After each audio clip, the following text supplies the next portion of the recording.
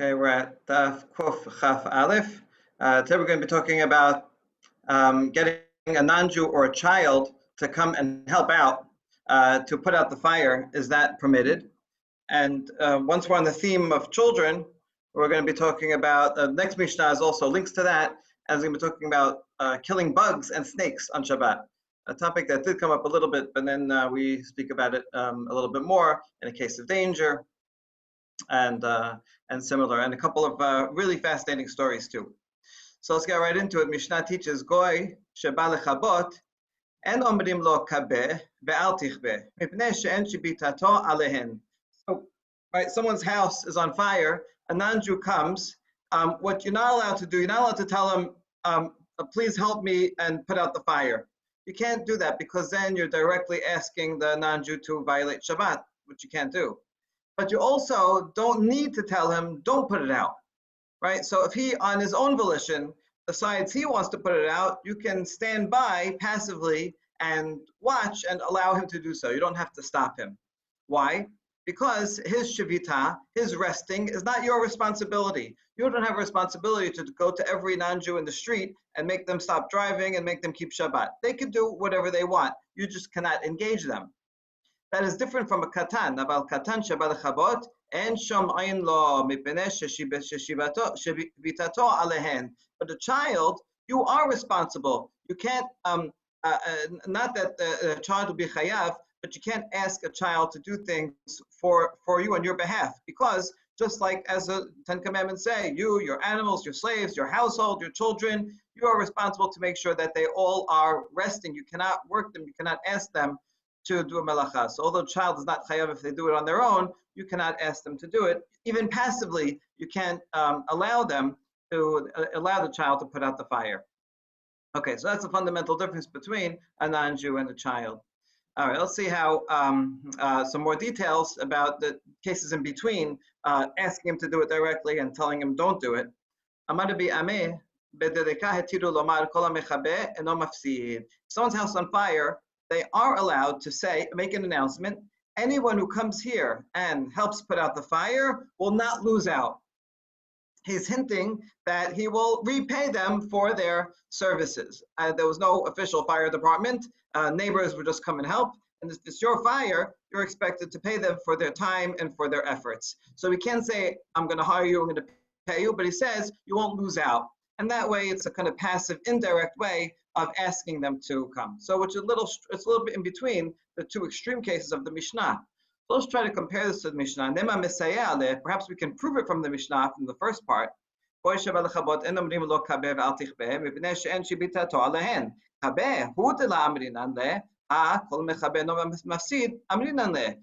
the first half of the Mishnah, it says you're not allowed to tell him extinguish it, but that sounds like only that extreme. But anything less, if you just tell him whoever does it, in a roundabout and indirect way, then it should be allowed.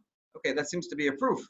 However, the Sefa says would suggest the opposite. Ema Sefa al tichbe lo amrinan le v'chol hamechabe eno mafsid nameh lo amrinan le. It says that the most you can do is passively say nothing. You don't have to tell him stop. You can stand by and do nothing. But that suggests that you cannot do more than that and actually announce whoever extinguishes it will not lose, right? So the Mishnah only said the two extremes, and this is kind of in between. So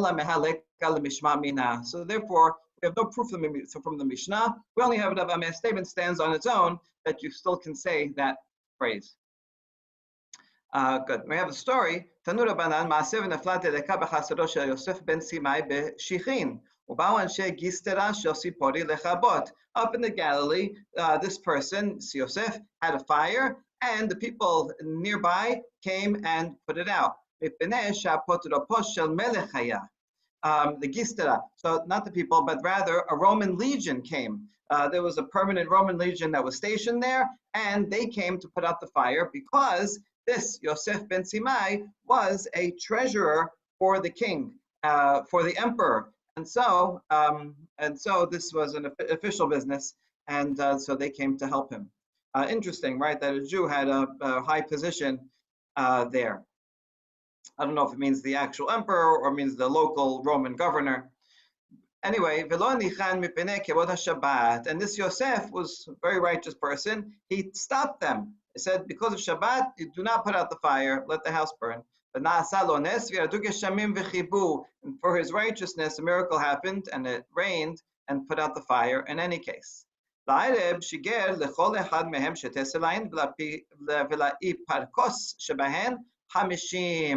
Shabbat, he gave everybody 2 coins. To the head, he gave 50. He wanted to pay them for their time and effort, even though they didn't. Even though he stopped them. When the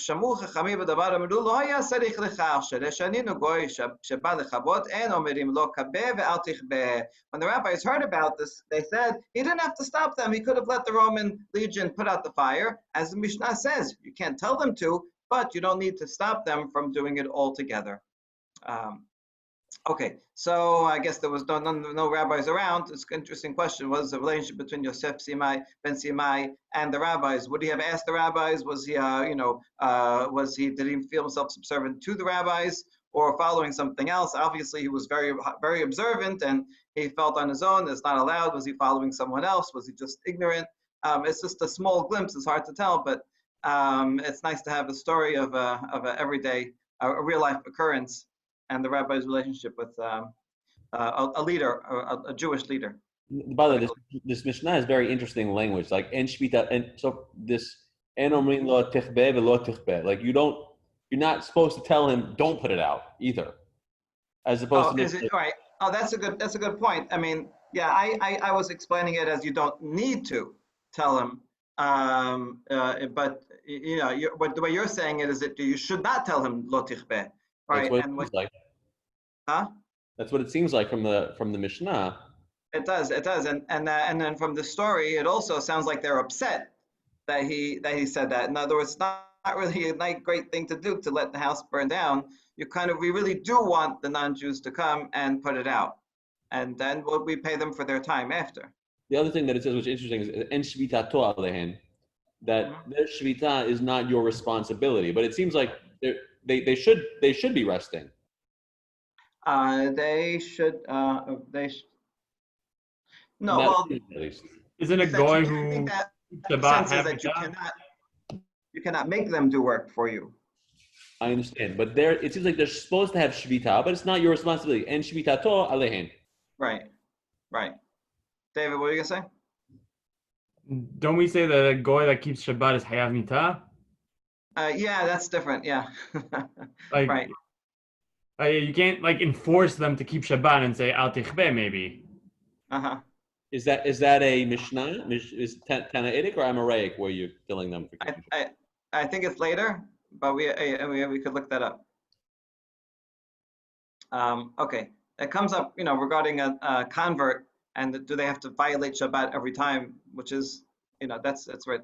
By the way, the simpler answer to my point is just that it's parallel to the katan who shvita to is alehen. Right, it's just parallel words, and so you can't make him do it, but you don't have to stop him because he can do it, even if it's for you. It just can't be so direct. Okay, so yeah, Amidah Lagoy is a huge subject, so we'll see it more. Okay, anyway, aval katan sheba lechabot en shamain lo mipnei shevitato alehen. Shemat mina, that was a quote from the Mishnah. Katan ochel nebelot betin nesuvin alav lafrisho. Can we learn from this that a child who eats non-kosher food, the bet din has to stop him? In other words, they have to punish him, warn him. Would that be the case? Because that's what it seems like here, that a katan cannot violate the law. This would be, in general, a parent can't feed the child non-kosher food, but usually we say if they're eating it on their own, then they're not responsible. Can we learn from this that we are responsible to make sure that children don't also eat non-kosher, like Shabbat? No, the Mishnah is talking about why is it not allowed? The child is doing it for his father. And he looks over and his father, he sees that his father wants him to put out the fire. That's why it's not allowed, because his father is prompting him, even if not verbally, to do it. That's why it's not allowed. But really, if the kid was doing it totally on his own, let's say it's his own treehouse and he's putting it out so that even if the father doesn't want him to, he's doing it on his own, then the kid can.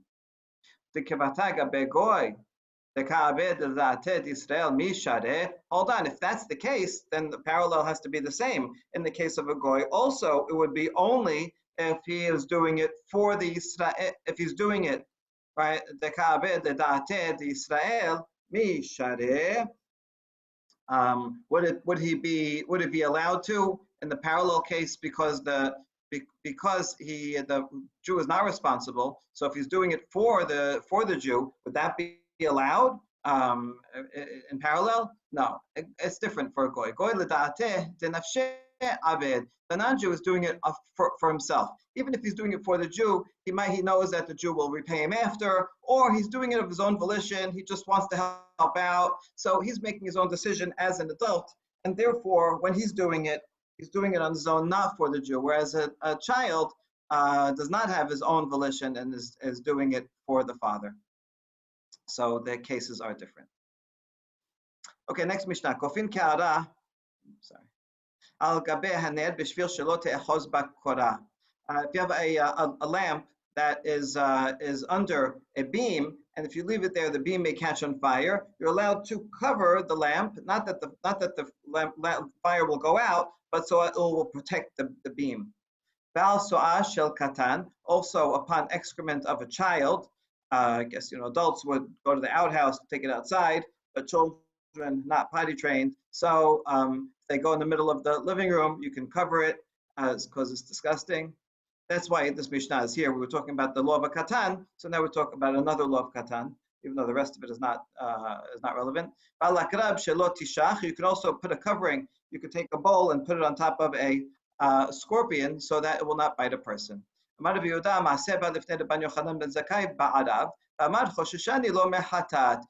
a case like this happened in the city of Arav, up in Galilee, and Rabbi Yochanan ben Zakkai said, I think he has to bring a korban hatat. So in other words, even though the Mishnah says it's allowed, still Rabbi Yochanan ben Zakkai felt like it's not a good idea. I'm going to see this tension here. It's not quite a mahloket. It's like just a response to an actual case. It's almost a ma'aseh listor. It's allowed, but don't do it. This tension that's in the Mishnah, we're going to see play out in the Talmud as well, where also we're going to see most of the opinions say, yes, it's allowed, but then we're always going to see, but someone else comes and says, but don't do it, it's not a good idea. Okay, let's see. Rabbi Yehuda Rabbi Yirmiyah bar Abba Rabbi Hanan bar Rava ikleu lebe avin demin nashikya. So these three sages went to the house of Abin, Rabbi Abin. L'Rabbi Yehuda v'Rabbi Yirmiyah, for the first two rabbis, Aitula Puriata. He brought out beds for them, and they were able to recline on the beds while they were visiting. Rav Hanan bar Rava la Aitule. But the host did not bring a bed for Rav Hanan. So you can imagine that he felt excluded, insulted. Ashkache matne la libre. So while they're there, Rav Avin, the host, is teaching his son. Al-su'a shel katan mipene katan. You see, he's teaching his son this Mishnah, but he has an expanded version of the Mishnah, where it says you can cover the excrement of a child because of the child. In other words, you want to protect it from the child playing and getting himself dirty in there. So that's what the host is teaching his child. Amar le, so Rav Hanan, who's sitting on the floor, says, Abin shatya matne shituta libne. Abin is a shoteh. This is what he tells his host. Avin is a fool, and he teaches his son a foolish halacha. So first of all, that the context is, it's an interesting, funny story. All right, you see, he's insulted, and then he looks on something to pick on and insults his host. He was made to sit on the floor. Let's see the content of what he's actually arguing. He said, why would you have to cover the excrement? You can actually get rid of it because it's not mukseh, it's mukhan. Why is it mukhan? Because the dogs will come and dig in it and find some kernel of something to eat. And so because not mukseh, you can just pick it up and throw it out of the house. So you have the wrong version. And if you say, I know what you think, you're going to tell me that the kid made this today, and so this mukseh because it's made today was not, didn't have it in mind from yesterday. No, I have an answer to that.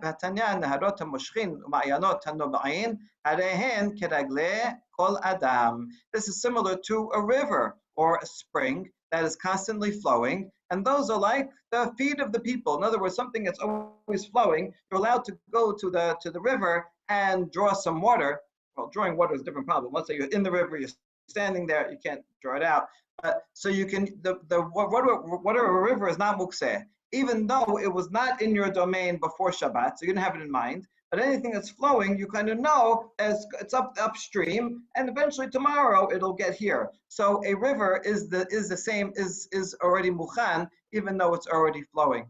That reminds me of the pre-Socratic famous statement that you can never step in the same river twice, right? Because it's always flowing. You always okay. So the rabbis have an answer to that.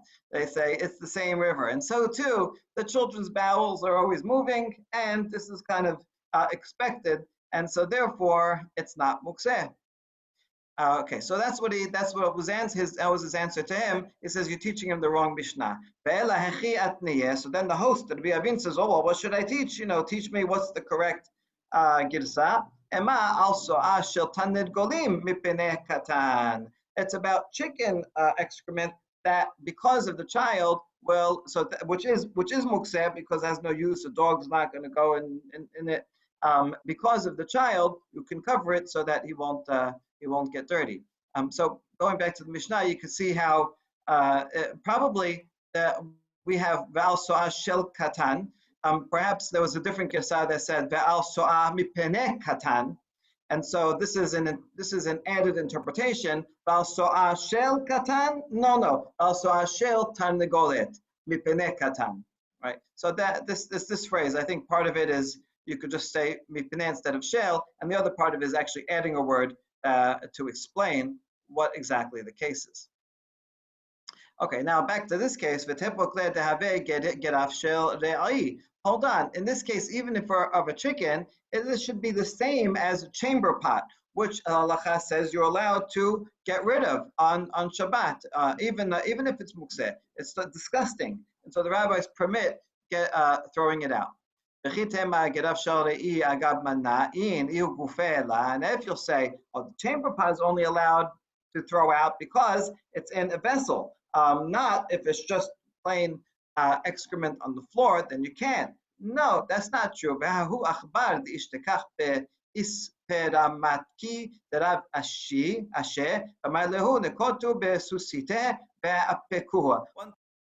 There was a mouse among the spices of Rav Asher, and Rav Asher says, pick it up by its tail and throw it out.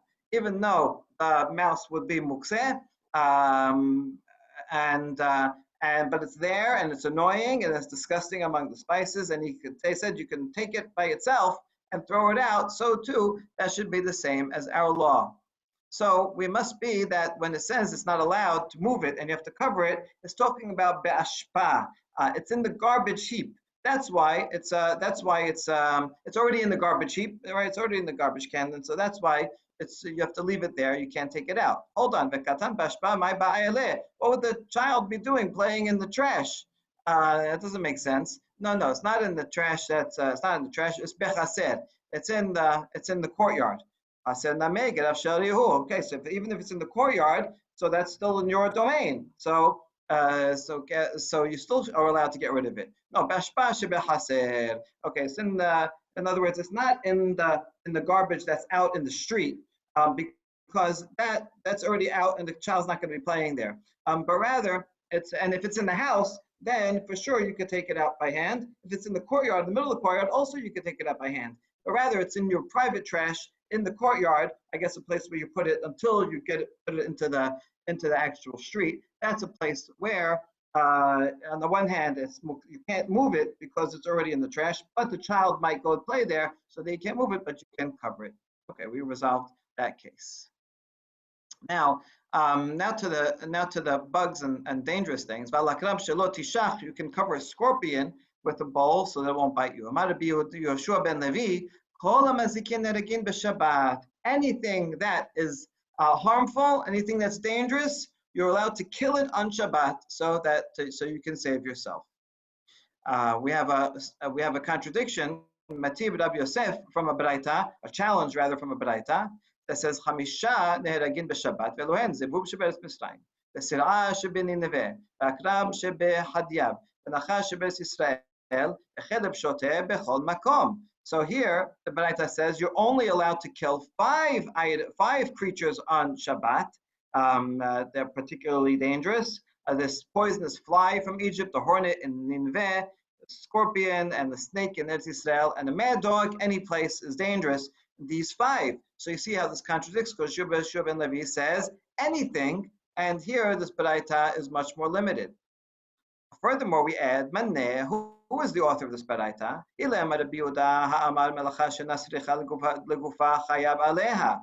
In all these cases, you're killing something not because you want it, not because you're catching it because you're going to eat it or collecting it, but rather because you just want it, you want to save yourself. This is called melacha she'ena sericha legufa, and yet the Rabbi Yehuda still says hayav. So the author cannot be the Rabbi Yehuda because otherwise you'd not be allowed to kill these.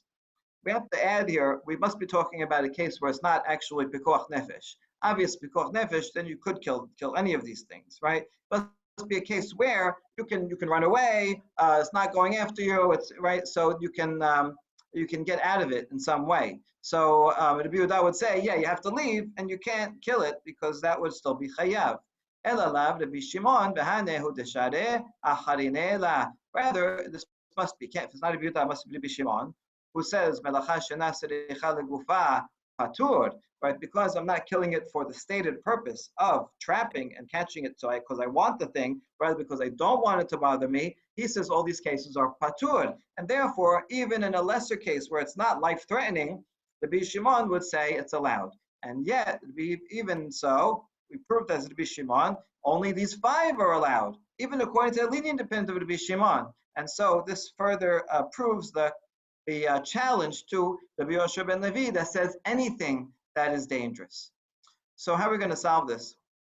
How do you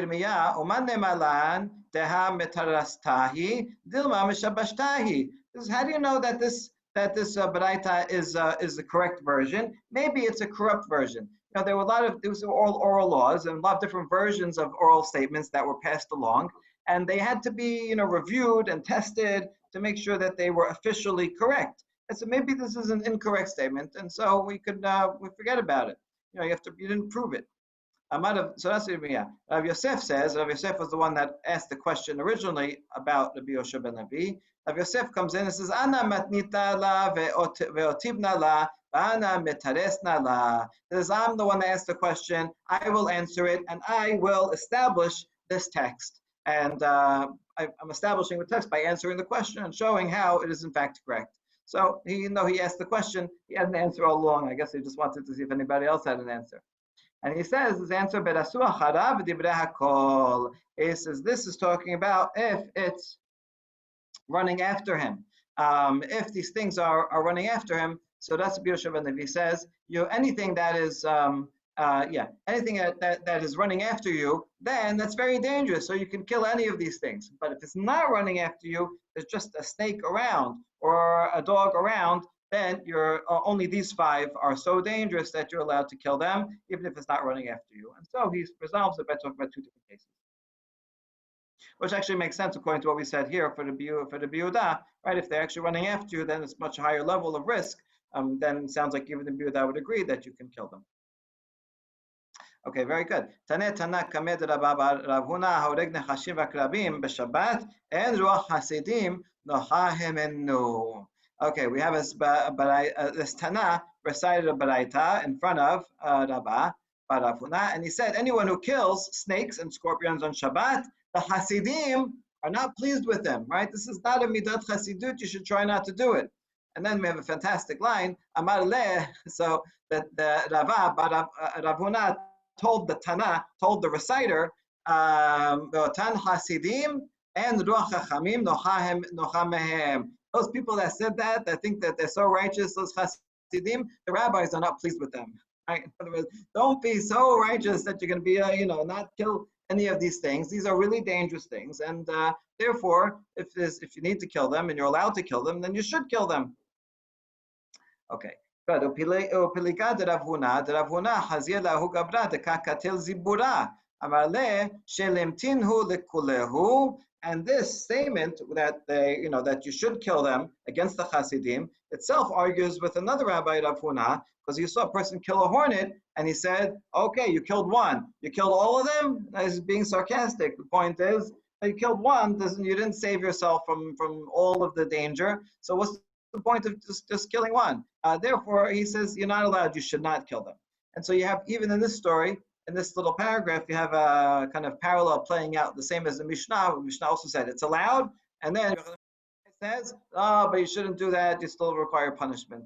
Rabbis were really conflicted about this. Officially they knew it was allowed, but they really didn't like anyone actually doing it. So it's kind of halacha, but try not to do it. Get out of the situation, and so you don't actually have to kill something on Shabbat. Two things here. One, we see that is Rava arguing with his father? Is that? Yes, that's correct. Okay, that was one thing. And also, based on the way this is structured, we have Rava is saying that no, it should be allowed, but since they gave the last word to Rav Huna, do we take it that the last word of the Gemara is that it's better not to kill? I think so, and that's the same structure as the Mishnah.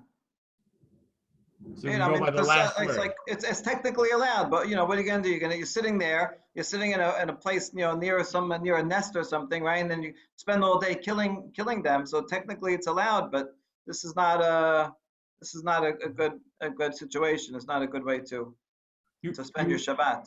You mentioned that in the Mishnah that the last word was given to about Zakai. Who said you should that he might require a hatat. Right. But I remember when we were studying the hunting section. Yeah. That we quoted this Mishnah about the akrab, and we used it to prove, a different case. Right. Over there, we said it's allowed because it's because melcha shenasirech legufa. Yeah. So even though we have Rabbi Yohanan, we're still concluding that it is mutar nonetheless. Right. It's in mutar, but it's frowned upon. Okay. Right. Even Ibn Zakai says it in a language like not it's asur, but it seems to me this is very close to you shouldn't try not to. Is it saying that, or is it saying kill the animal and bring the hatat also? It reminds me once that Rav Lichtenstein was asked what would he do if he saw a non-Jew in danger on Shabbat. For sure he's not Jewish, he's under a mound, and you have to violate Shabbat to save him. So technically the halacha is that you can't not allowed to violate Shabbat to save a non-Jew, right? That is the technical halacha. Unless it's unless there's kiddush. Let's say there's nobody watching and no other thing. So he said, what would I do? I would save him and deal with the consequences later. Right? I mean, knowing that's not allowed, but you can't actually go through with that. Okay. Tana. No, we did that. Tanura banan. Nizdamenu lo nechashim v'akrabim haragan v'yadua shenizdamenu lo lehorgan. Lo haragan v'yadua shenizdamenu lehorgo v'nasa lo nes v'in hashamayim. Okay, so it says some snakes and scorpions around come to a person. If he kills them, then he knows that he should know that they were planning to kill him, and he got out of it by killing them. If he does not kill them, right? If he's not able to kill them, then you know that they were planning to kill him, but a miracle happened from Shamayim, right? In other words, if he survives either by killing them or he doesn't, but he survives, then he got out of a decree of death that was upon him. Amar Ula v'itema Rabba bar Hana, Amar Rabbi Yochanan benishofin bo. So that's not any case. That's only if they're actually coming, they're touching him, or they're hissing, and they already show their interest in attacking the person. Then he should know that that he was, these were sent as a punishment for him, and he should feel lucky that he got out of it. אמר רבי אבא בר קנא, פעם אחת נפל אחד בבית מדרש, ועמד נבטי אחד והרגו. אמר רבי, פגע בו כיוצא בו. So one time they're in the Beit Midrash, and a snake fell in right there, and the Nabatean. Nabatean is this is a Jewish guy because he's in the Beit Midrash, but he's from this is placed in the across the Jordan River. Herod's mother was a Nabatean. Okay, so anyway, this guy he got up and he killed it, and the bee said one of its type killed it. In other words, the guy that killed it is like a snake. Now, what did he mean by that? Was that a compliment or something negative? Is a compliment? Is he saying that this guy was so strong and had such courage that he went and killed it, just like the snake, right? Just like the snake is a killer snake, this guy was a killer guy, and he's great courage that he did this. Or is he saying that this guy was a lowlife and he shouldn't have done it? Apparently, it was on Shabbat, right? And this guy is snake-like and caused sin. So it's not really clear what his statement means. They asked this, was that a compliment or was that an insult? Even the rabbis then weren't sure. Hashema, let's try to see what it was. Right, you see from this even question, from the story in question, like we're not sure. So he should do it, not do it.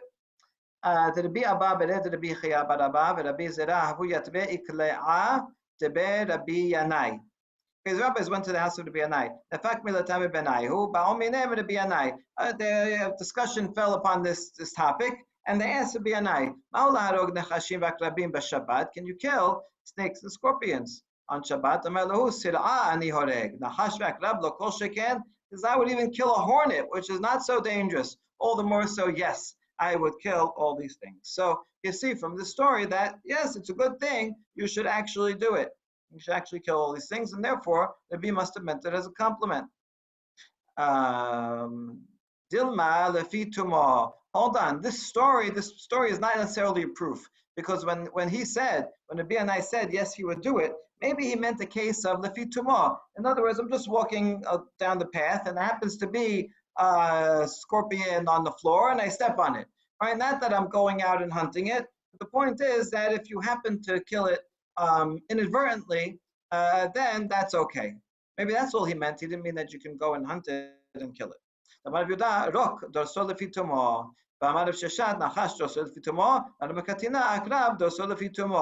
the rabbis say you can only do it innocently. If there's spit on the ground, generally when they would clean their floors, when they would make them straight, they would sometimes, if they were they were always spitting in the olden days, I don't know why, but if they would spit on the floor, they would use that to level out the ground, and that was considered building indoors inside your ground floor. But so you can't do that. But if you're just walking, and through your walking the spit goes into the ground, that's okay. And similarly with the snake and the scorpion, you see as other sages, only if you're trampling in it while you're walking, but not to go and actively do it. And so because of that, we're still not quite sure whether it's a good thing to do or not a good thing to do. And we leave it at that. Okay, now we have an unbelievable story. Abba bar Marta, Tehu Abba bar Yomi, Hava maske be debe resh galuta zuze. So this person, Abba, he owed money to the Resh Galuta. Resh Galuta is the Jewish political head in exile in Bavel. He had a tremendous amount of power from the government, and sometimes he was a sage himself, and other times he was not such a great sage, and there was some tension between him. Political is always politics between him and the rabbis. Anyway, this particular person, who's not called a rabbi, owed money to the Resh Galuta. So the Resh Galuta, the exilarch, brings him and is torturing him. They're breaking his knees, right? They're getting, when are you going to pay us? When are you going to pay us?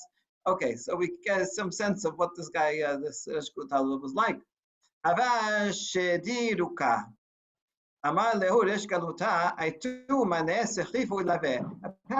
they're beating this guy up on Shabbat for him to pay back the money. Now, they saw there was some spit on the ground. The Resh Galuta says, hold on, stop beating him up. Go bring a vessel, go bring a bowl, cover up the spit because it's Shabbat, and we don't want to we don't want to mix it into the dirt because that will be a melacha. Amar lehu, now Abba, right, he's getting on the floor, I'm dramatizing a little. He's on the floor getting beat up. He says, no, it's okay. You don't have to. Right, because Yehuda just said that you can step on the rock innocently on the way. He's not doing it purposely for that. So therefore, you don't have to cover it up. Amar lehu, surbam rabbananhu, shibkuhu. And the Rishka says, oh, he's a rabbi, he's a say, he knows his stuff. Okay, leave him alone, don't beat him up. Okay, it's a fantastic story because first of all, you see the Ishkaluta is right. He's kind of a thug. He's beating people up to get his money back. He's even beating someone up on Shabbat and collecting money on Shabbat. Yet when it comes to this technical small law about the thing, and he says, no, I won't violate Shabbat. You got to put the cover on it so that. And then the guy is getting beat up. He says, that's okay. You can keep going. You don't have to stop. Right. So I think. There's probably a lot of historical truth to this, and the way people differentiate between different areas of law, that they can be very mahmir on one area at the same time that they are violating another area. But at least he had respect for the sage and would no longer treat him that way. Okay. Last point. Amar Rabbi Abba bar Kahana, Amar Rabbi Chanina pamotot. Now we're going to have three laws from Rav Kahana. Okay, who we mentioned. This is okay. So we have three laws regarding him. He says pamotot shel bet Rabbi mutar letaltal b'Shabbat. These pamotot, which is these lamps. There's a big candlestick lamp that is made up of different sections. Says you're allowed to move it on Shabbat. In other words, you kind of have in mind, I'm going to move it around. Is talking about the small ones that you can move with one hand, or a big one that you can move with two hands. Which we're talking about. Like the ones at your house, in your father's house, Rabbi Zera. There's a machloked among Rishonim. Tosafot says the ones in the Bizera's father's house were big ones, and so those are allowed. That she says there were small ones. Okay, so it's not even we're not in his house, so we can't tell what it means. But the point is that the small ones are more likely that you'd move around. The big ones are you kind of put them there and leave them. So anyway, it makes more sense if you meant the small ones. Then why have to say that like the house of Rabbi? Like everybody has the small ones. It makes sense that there's something about the big ones. But there is such a kind that you would still have in mind to move them. Okay, so next law he says, Amar Rabbi Abba bar Kahana, Amar Rabbi Chanina, Kedonot shel bet Rabbi mutar letaltal b'Shabbat. Also, these big sedan chairs, he can move them on Shabbat. Amar Rabbi Zera v'telim b'adam echad v'shnei b'nei adam. Is it the little ones that one person carries or two people carry? Amar keotan shel bet abicha, like the ones in your father's house, whichever ones he had. Amar Rabbi Abba bar Kahana, hetil lahem Rabbi חנינה לבית רבי לשתות יין בקרנות של גויים בחותם אחד ולא ידענה אם משום דסבר לה כרבי אליעזר אם משום ממתא דבי נשיאה.